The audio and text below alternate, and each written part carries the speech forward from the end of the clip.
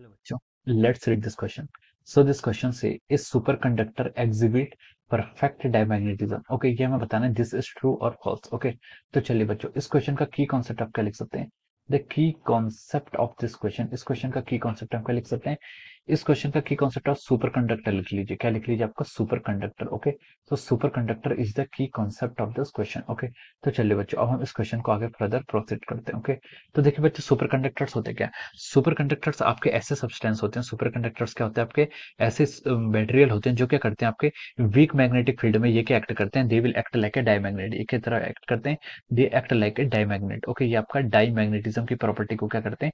Follow करते हैं। Okay, तो देखिए बच्चों डायमैग्नेटिज्म की प्रॉपर्टी को कैसे फॉलो करते हैं? ओके, तो देखिए बच्चों अगर जो आपका सुपर कंडक्टर है, अगर हम उसको एक ऐसे टेम्परेचर पर रखते हैं, अगर हम उसको क्या करते हैं, अगर हम सुपर कंडक्टर को अपना कूल्ड करते हैं, क्या करते हैं? इसको कूल करते हैं, cooled below the critical temperature, cooled below the critical temperature. Okay, अगर हम क्या करते हैं इसको कूल करते हैं बिलो द क्रिटिकल टेम्परेचर, तो इसके इनसाइड पे जो मैग्नेटिक फील्ड हो जाता है वो क्या हो जाता है? आपका जीरो हो जाता है। क्या हो जाता है? आपका मैग्नेटिक फील्ड इनसाइड कितना हो जाता है? आपका जीरो हो जाता है।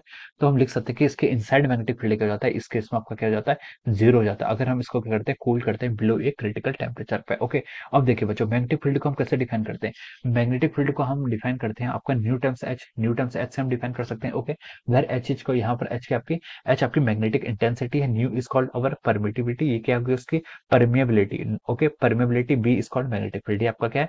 Magnetic field. ओके, तो देखिए यहाँ से हम क्या लिख सकते हैं? B is equal to mu, mu को क्या लिख सकते हैं? न्यू को हम लिख सकते हैं mu naught times mu r. Okay, mu naught की आपका परमिएबिलिटी ऑफ फ्री स्पेस और न्यू आर की आपका रिलेटिव परमिएबिलिटी। ओके, तो देखिए बच्चों इसको हम क्या लिख सकते हैं? देखिए मैंने बोला कि जब हम क्या करते हैं सुपर कंडक्टर को कूल करते हैं बिलो एक क्रिटिकल टेम्परेचर, तो इसके अंदर का मैग्नेटिक फील्ड कितना हो जाता है? जीरो हो जाता है। तो लेफ्ट हैंड साइड कितना हो गया? आपका जीरो हो गया।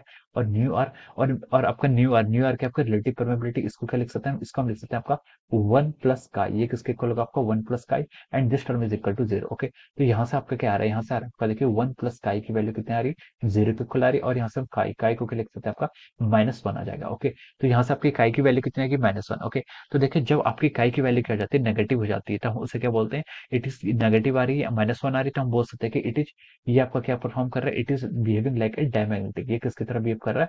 ये आपका क्या करता है? डायमैग्नेट की तरह बिहेव करता है। ओके, तो हमसे क्वेश्चन में क्या पूछा था कि super conductor exhibit like diamagnetism, तो हम बोल सकते हैं यस, सुपर कंडक्टर क्या करता है? आपका डायमैग्नेटिज्म की तरह क्या करता है? बिहेव करता है। Okay, it will exhibit all the property of diamagnetism. Okay, तो ये स्टेटमेंट क्या हो जाएगा? आपका ट्रू हो जाएगा। ओके, तो हम यहाँ से क्या लिख सकते हैं? This statement is the true statement and this will be the answer of this question. Okay, so I hope you all understood this concept. All the best and thank you.